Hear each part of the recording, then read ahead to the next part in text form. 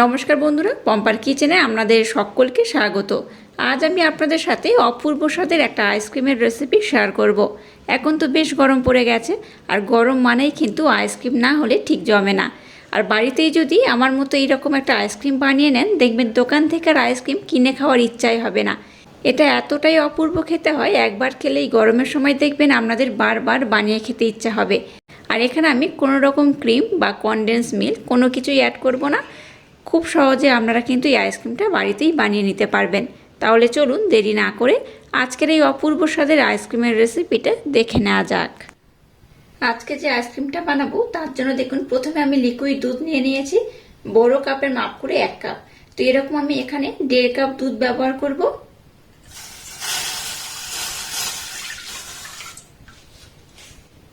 এই 1.5 cup liquid দুধ এখানে আমি দিয়ে দিলাম। এবার গ্যাসের ফ্লেমটাকে লো টু হালকা মিডিয়াম দিয়ে দুধটাকে একটু গরম করে নেব। দুধটাকে আমি ঘন করে ফুটিয়ে রেখে দিয়েছিলাম, দেখে বুঝতেই পারছেন কতটা ঘন করে ফুটিয়ে রেখে দিয়েছিলাম। এখানে আমি লিকুইড দুধ ব্যবহার করছি। আপনাদের হাতের কাছে লিকুইড দুধ না থাকলে মিল্ক পাউডার মানে গুঁড়ো দুধ দিয়েও কিন্তু আপনারা এই আইসক্রিমটা বানিয়ে নিতে পারবেন। তো যাই হোক, গ্যাসের ফ্লেমটাকে লো টু হালকা মিডিয়াম দিয়ে দুধটাকে একটু আমি গরম করে নেব। দুধটাকে হালকা গরম করে নিয়েছি। এবার এখানে 2 থেকে 3 চামচের মতো মিল্ক পাউডার মানে গুঁড়ো দুধ দিয়ে দেব।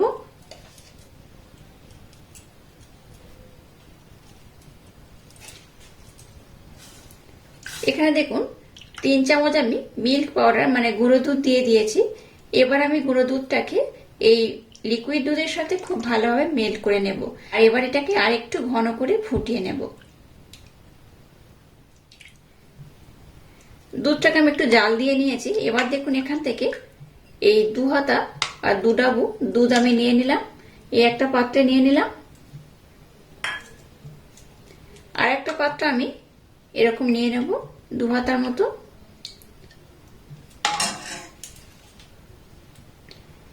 দুটো বাটিতে দেখুন আমি 2 ডাবু করে দুধ নিয়ে নিয়েছি। এটা কিভাবে ব্যবহার করব আমি আপনাদের দেখিয়ে দেব। তো এবার আমি দুধটাকে আরেকটু ঘন করে ফুটিয়ে নেব। এবার দেখুন যে দুটো পাত্রের মধ্যে আমি দুধ উঠিয়ে নিয়েছিলাম সেটা নিয়ে নিলাম। এবার আমি দিয়ে দেবো কর্নফ্লাওয়ার। এখানে আমি কর্নফ্লাওয়ার নিয়েছি, এই চামচের মাপ করে 1.5 চামচ নিয়ে নেব। 1 কাপ দুধের জন্য 1 চামচ আর হাফ কাপ দুধের জন্য হাফ চামচ, এইভাবে আমি কর্নফ্লাওয়ারটা ব্যবহার করছি। যে যত কাপ দুধ ব্যবহার করবেন তার উপর ডিপেন্ড করে কর্নফ্লাওয়ারটা ব্যবহার করবেন। আবার কাপেরও মাপ রয়েছে, খুব যদি ছোট কাপের মাপ করে নেন তাহলে কিন্তু কর্নফ্লাওয়ারের পরিমাণটা একটু কম নেবেন। আমি যেহেতু একটা বড় কাপের মাপ করে দুধ নিয়েছি তাই আমি কর্নফ্লাওয়ারের পরিমাণটা একটু বেশি নিলাম। কর্নফ্লাওয়ারটাকে এবার আমি দুধের সাথে দেখুন খুব সুন্দর করে মেল্ট করে নিয়েছি। আপনাদের হাতের কাছে যদি কর্নফ্লাওয়ার না থাকে তার পরিবর্তে আপনারা কিন্তু এখানে ময়দাও অ্যাড করতে পারেন। তো মিশ্রণটাকে দেখুন আমি রেডি করে নিয়েছি। আর একটা মিশ্রণ আমি এইভাবে নিয়ে নিলাম। আর এই বাটির মধ্যে দিয়ে দেবো 1 চামচ কাস্টার্ড পাউডার। কাস্টার্ড পাউডারের পরিমাণ খুব বেশি দেবেন না, এই 1 চামচ দিলেই হবে। কাস্টার্ড পাউডারটাকে দুধের সাথে আমি একটু মেল্ট করে নেব। এদিকে দেখুন দুধটাকে আমি কিন্তু খুব ভালোভাবে ঘন করে ফুটিয়ে নিয়েছি, দেখে বুঝতেই পারছেন। এবার এখানে মিষ্টির জন্য ব্লেন্ড করে নেওয়া মিষ্টি দিয়ে দেবো 2 থেকে 3 চামচের মতো। মিষ্টির পরিমাণটা আমরা একটু কম বেশি করে দিতে পারেন।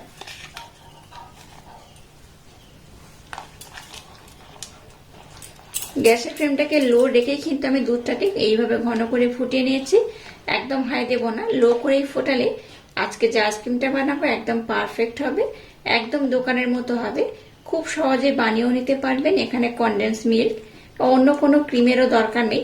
খুব সহজে একদম সহজ পদ্ধতিতে আপনারা এই আইসক্রিমটা বানিয়ে নিতে পারবেন। এবার দেখুন যে কর্নফ্লাওয়ারের মিশ্রণটাকে আমি বানিয়ে নিয়েছি সেটা এখানে দিয়ে দেব। একেবারে দিচ্ছি না, অল্প অল্প করে দিচ্ছি। এটাকে এইভাবে কিন্তু কন্টিনিউ নাড়াচাড়া করে নেব। এতে করে দেখবেন দুধটা কিন্তু একদম ঘন হয়ে যাবে। সম্পূর্ণ মিশ্রণটাকে দিয়ে দিলাম। আবারও বলছি গ্যাসের ফ্লেমটাকে হাই দেবেন না, লো করে এটাকে সুন্দর করে বানিয়ে নিতে হবে।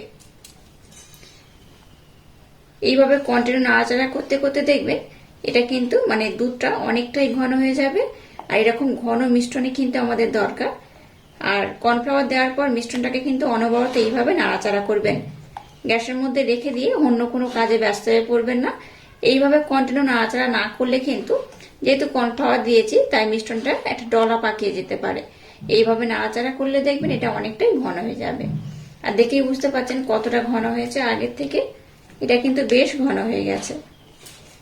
আর যেভাবে বানাবো আর যেভাবে আইসক্রিমটা আজকে বানাচ্ছি একদম সহজ পদ্ধতিতে। আর এখন তো গরমের সিজন প্রায় শুরু হয়েই গেল, তো এখন কিন্তু দুপুরে বেশ গরম। গরমের সময় আইসক্রিম দোকান থেকে বা বাজার থেকে না কিনে একদম সহজ পদ্ধতিতে বাড়িতে বানিয়ে নেবেন। একবার বানিয়ে খেলে দোকান থেকে আর কিনে খাওয়ার দরকারই পড়বে না। দেখুন মিশ্রণটাকে আমি কিন্তু বেশ ঘন করে নিয়েছি, দেখে বুঝতেই পারছেন। এবার দেখুন এই যে ঘন করে যে মিশ্রণটাকে আমি জাল দিয়ে নিলাম, এখান থেকে আমি অর্ধেকটা আমি উঠিয়ে নেব, খুব বেশি নয়, অর্ধেকটাই নেব আর অর্ধেকটা রেখে দেব। এটা হাতার মাধ্যমে উঠিয়ে নিচ্ছি। এখানে দেখুন অর্ধেকটা আমি উঠিয়ে নিয়েছি। এবার দেখুন যে কাস্টার্ড পাউডারের মিশ্রণটা বানিয়েছি এটা এখানে দিয়ে দেব, সম্পূর্ণটা অ্যাড করে দিলাম। এই পর্যায়ে গ্যাসের ফ্লেমটাকে কিন্তু আমি একদম বন্ধ করে দিয়েছি। গ্যাসের ফ্লেমটাকে বন্ধ করে দেওয়ার পর এই মিশ্রণটাকে কিন্তু দিতে হবে। এবার দেখুন কাস্টার্ড পাউডারের মিশ্রণটা দেওয়ার পর এটাকে আমরা কিন্তু ফোটাবো না, মানে গ্যাসের মধ্যে বা গ্যাস জেলে আর বসাবো না, এইভাবে একটু নাড়াচাড়া করে নিলেই হবে। আর একটা কথা এখানে বলে রাখি, মিষ্টির পরিমাণটা কিন্তু আপনারা একটু কম বেশি করে দিতে পারেন, যার যেমন পছন্দ সেইভাবে কিন্তু মিষ্টিটা ব্যবহার করবেন।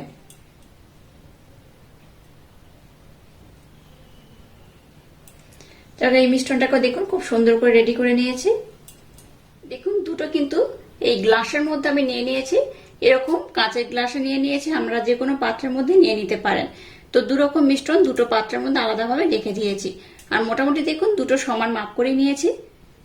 এবার দেখুন এখানে রেড ফুড কালার আমি নিয়ে নিয়েছি। রেড ফুড কালার এখান থেকে আমি 1 ফোঁটা ব্যবহার করব। দেখুন একদম সামান্য পরিমাণে, খুব বেশি দেওয়ার দরকার নেই, এটাকে আপনারা অ্যাভয়েডও করতে পারেন। রেড ফুড কালার এই মিশ্রণটার মধ্যে আমি একটু দিয়ে দিলাম। এই রেড ফুড কালার দিয়ে এটাকে কিন্তু খুব সুন্দর করে এইভাবে একটু ব্লেন্ড করে নিতে হবে। আর দেখুন নিয়েছি ভ্যানিলা। ভ্যানিলা এখান থেকে অল্প একটু দিয়ে দেব, একদম অল্প করে। এই দেখুন একদম সামান্য পরিমাণে দিয়ে দিলাম। এতে করে কি হবে, ভ্যানিলার একটা স্মেল থাকবে, খেতেও খুব ভালো লাগবে। এবার এই মিশ্রণটাকে খুব সুন্দর করে দেখুন আমি ব্লেন্ড করে নিয়েছি। আর কালারটা দেখুন একদম চেঞ্জ হয়ে গেছে, দুটো দুরকম কালার। তো এইভাবে কিন্তু বানাবেন। আর আপনারা চাইলে কিন্তু শুধু কাস্টার্ড পাউডারও ব্যবহার করতে পারেন, রেড ফুড কালারটাকে অ্যাভয়েডও করতে পারেন। আর দেখুন এখানে আরেকটু আমি ভ্যানিলা নিয়ে নেব, এটাকে আমি দিয়ে দেবো যেটা কাস্টার্ড পাউডারের মিশ্রণ বানিয়েছি সেটার মধ্যে। দিয়ে এটাকে আমি খুব সুন্দর করে এইভাবে কিন্তু একটু নাড়াচাড়া করে ব্লেন্ড করে নেব। দুটো মিশ্রণ দেখুন খুব সুন্দর করে রেডি হয়ে গেছে। আর দুটো মিশ্রণের কালার দেখুন একদম আলাদা। আর কতটা ঘন করে বানিয়েছি দেখে বুঝতেই পারছেন। এইভাবে একটু ঘন করে বানালে তাহলে কিন্তু আইসক্রিমের রেজাল্টটা একদম পারফেক্ট, মানে দোকানের মতোই হবে। তো যাক, এবার মিশ্রণটাকে আমি একটু ভালোভাবে ঠান্ডা করে নেব। তারপর ঢাকা দিয়ে আমি নর্মাল ফ্রিজে 1 ঘন্টার জন্য রেখে দেব। নর্মাল ফ্রিজে 1 ঘন্টা রাখার পর নেক্সট স্টেপ আমি আপনাদের সাথে শেয়ার করব। এই দুটো মিশ্রণ দেখুন, এগুলোকে আমি কিন্তু নর্মাল ফ্রিজে রেখে দিয়েছিলাম। নর্মাল ফ্রিজে রেখে দেওয়ার পর এটা দেখুন অনেকটাই ঘন হয়ে গেছে, দেখে বুঝতেই পারছেন বেশ ঘন হয়ে গেছে। এবার দেখুন একটা মিক্সির জার আমি নিয়ে নিলাম। প্রথমে এই মিশ্রণটাকে আমি এই মিক্সির জারের মধ্যে দিয়ে দেব।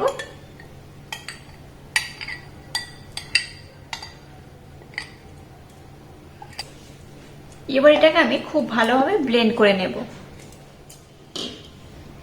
এবার দেখুন মিশ্রণটাকে আমি খুব ভালোভাবে ব্লেন্ড করে নিয়েছি। এবার এটাকে এই পাত্রের মধ্যে আমি ঢেলে নেব। আবারও মিক্সির জারটাকে আমি নিয়ে নিয়েছি। এবার যেটাতে আমি একটু ফুড কালার দিয়েছিলাম সেটা এখানে দিয়ে দেব। একইভাবে এই মিশ্রণটাকেও দেখুন খুব সুন্দর করে ব্লেন্ড করে নিয়েছি। এবার এরকম ছোট্ট একটা পাত্র আমি নিয়ে নিয়েছি। এবার যে দুটো মিশ্রণ বানিয়েছি, দুটো মিশ্রণ একই সাথে আমি এই পাত্রের মধ্যে ঢেলে দেব। দুটো দেখুন, দুটো দুদিকে এইভাবে ঢালবো।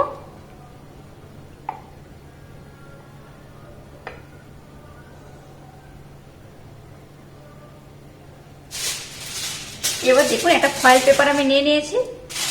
ফয়েল পেপার দিয়ে মুখটাকে এইভাবে সুন্দর করে আমি কিন্তু কভার করে দেব।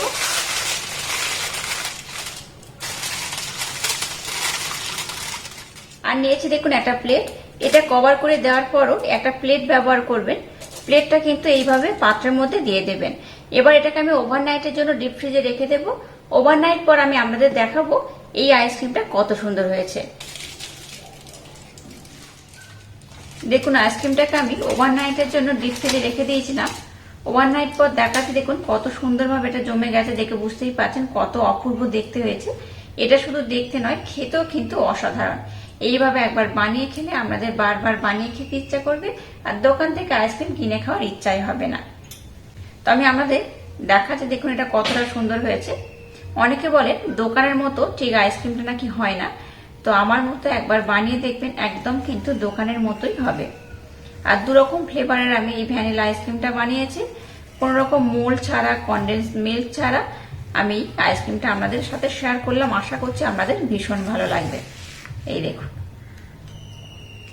কতটা অপূর্ব হয়েছে, দেখে বুঝতেই পারছেন। এইভাবে যদি আইসক্রিমটা বানিয়ে নেন, বাচ্চা থেকে বড় সবাই ভীষণ পছন্দ করবে আর খুব মজা করে খাবে। এই দেখুন, ফ্রিজ থেকে বার করার পর একটু রেস্টে রেখে দেবেন, তারপর আইসক্রিমটা কিন্তু খাবেন বা সার্ভ করবেন, তাতে করে বেটার হবে। আর আজকের এই অপূর্ব স্বাদের আইসক্রিমের রেসিপিটা যদি আপনাদের ভালো লাগে, তাহলে চ্যানেলটাকে লাইক, শেয়ার, কমেন্ট এবং সাবস্ক্রাইব করবেন, আর পাশে থাকা বেল আইকনটা প্রেস করে দেবেন। তাহলে টাটা, আবার দেখা হচ্ছে নতুন কোনো রেসিপি নিয়ে।